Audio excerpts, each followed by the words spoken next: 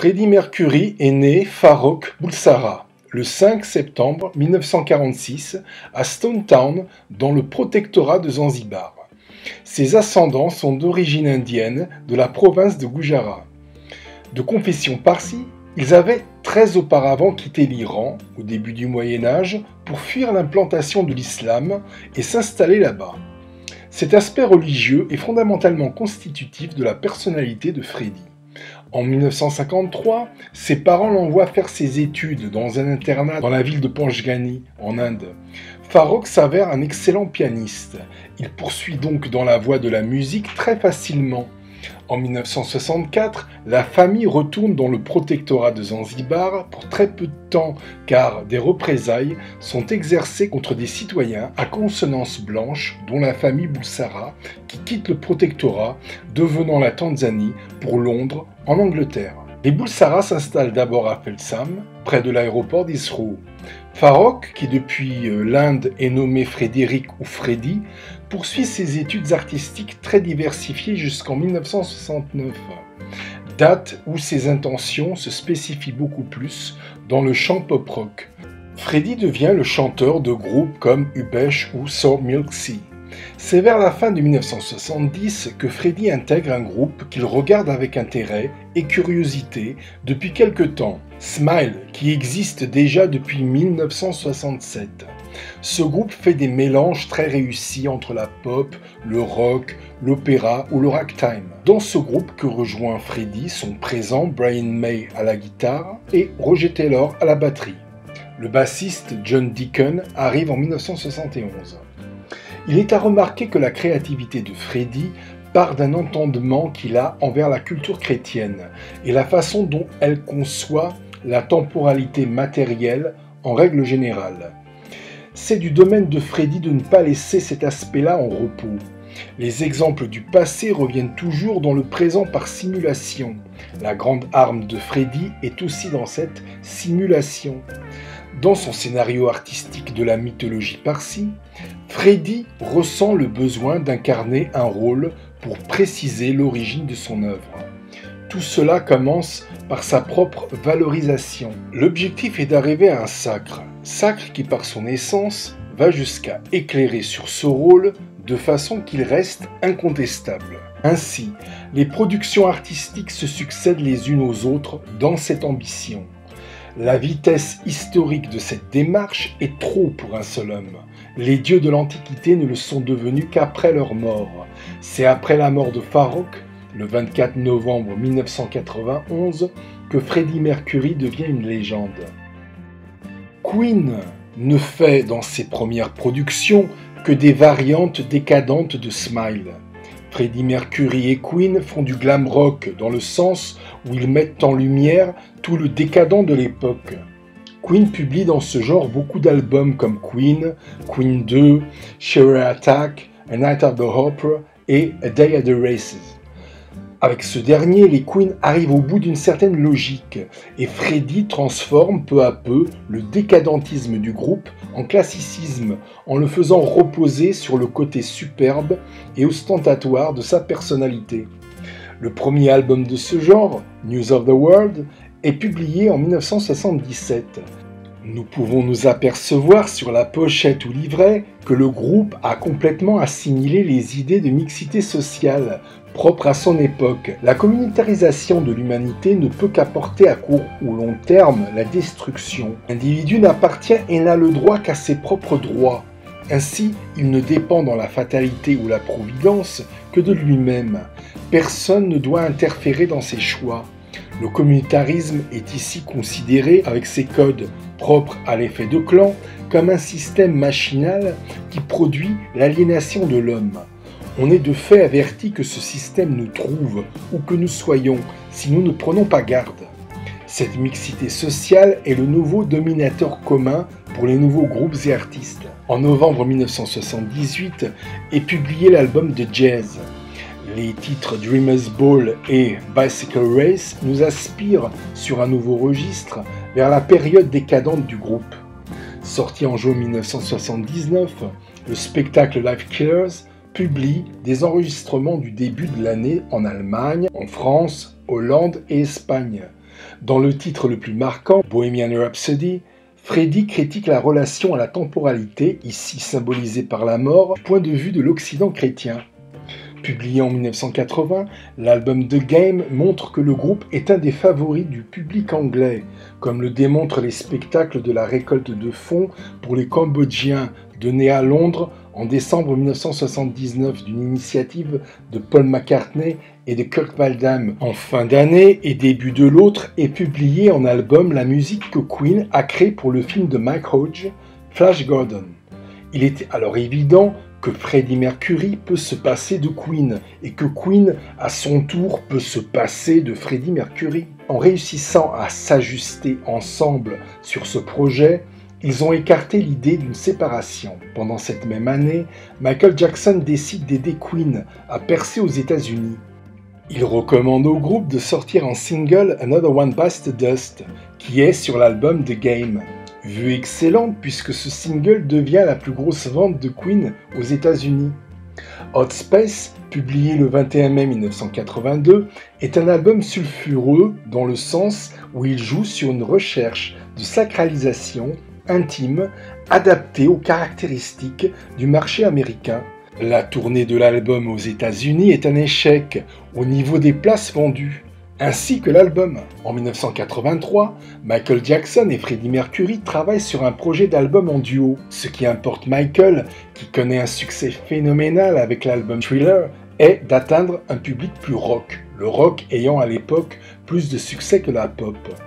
Ce projet est loin de prendre forme en définitive, car de nombreuses dissensions émergent entre les deux artistes, surtout dans la façon de voir la musique. Michael et Freddie n'arrivent pas à trouver les bons arrangements pour les titres qu'ils enregistrent ensemble. Cela se veut par le fait que Freddie envisage un sacre musical, comme je l'ai déjà expliqué, mais ce qui est rédhibitoire pour Michael, c'est l'addiction de Freddie à la cocaïne, les fêtes données par Queen, où celle-ci est mélangée avec le sexe. L'échec de ce travail en commun marque la fin d'une possibilité pour Queen à connaître, à cause de son travail sur produit, intuitivement le marché des États-Unis. L'influence mutuelle que le groupe et le pays auraient pu avoir l'un sur l'autre est écartée à partir de cet instant-là. Publié le 27 février 1984, l'album The Works est celui de toutes les oppositions.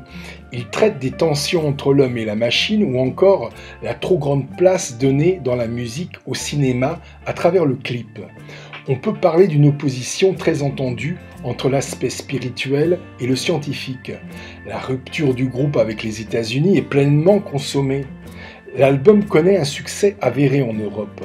Les Queen continuent très souvent, pendant leur période d'enregistrement, ces fameuses fêtes pour décompresser des tensions accumulées au long de la journée.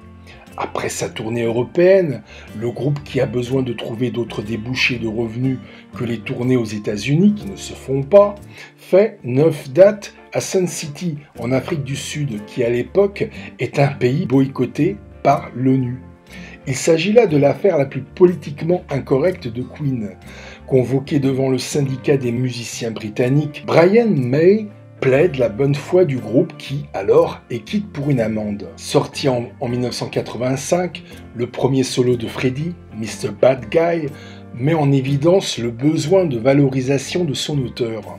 Le 13 juillet 1985, le groupe participe au Live Aid de Londres. Ce concert, transmis internationalement à l'écran, fait de la prestation du groupe une des favorites, de la même façon que le groupe l'était en Angleterre au début des années 80. En juin 1986 est publié le magistral album A Kind of Magic. Il sert de support à la dernière tournée de Queen avec Freddie, Magical Tour. Cette tournée reste seulement en Europe et 2 albums spectacles en sont extraits, Live Magic et Live at the Wembley 86. Le premier single de l'album A Kind of Magic, One Vision, est critiqué à sa sortie par une certaine presse qui n'aime pas Queen. Selon elle, le message utopiste du titre cherche à promouvoir pour pas cher une image positive du groupe déjà amorcée par le Live Aid.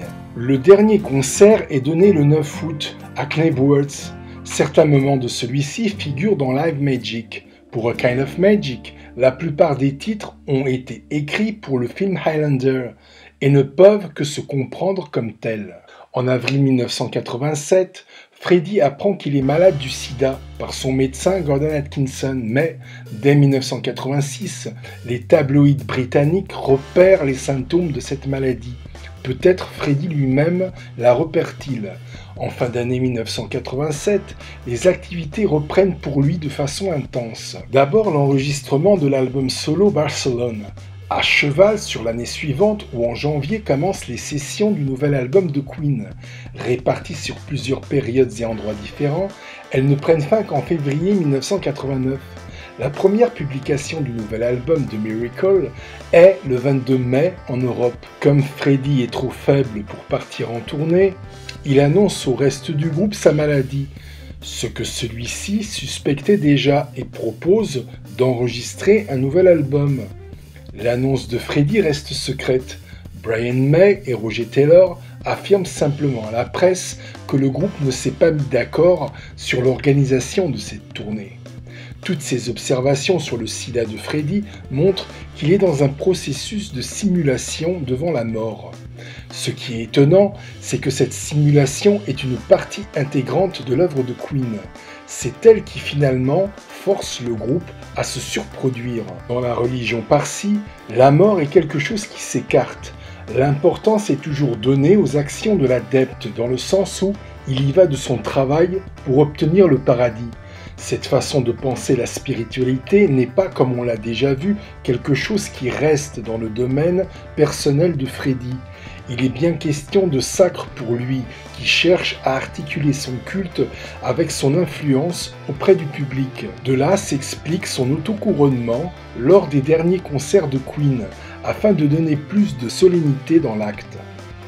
Publié le 10 octobre 1988, le second album solo de Freddie, Barcelone, est produit dans le même esprit que son premier, même s'il est dans une forme plus sacrale, en se servant pour ça de ses duos avec la cantatrice Montserrat Caballé. Innuendo, le dernier album sorti du vivant de Freddie, est enregistré de mars 1989 à novembre 1990.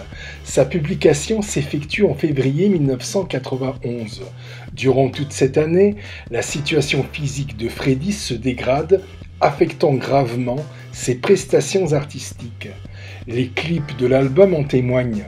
Dans le sens où l'album évoque l'intensité de la mort dans l'actualité de Freddie, on peut dire qu'il est sans contrefaçon à la gloire de celui-ci. Freddie meurt le 24 novembre 1991, à l'âge de 45 ans. Il est enterré selon le rite moderne de la religion parsi.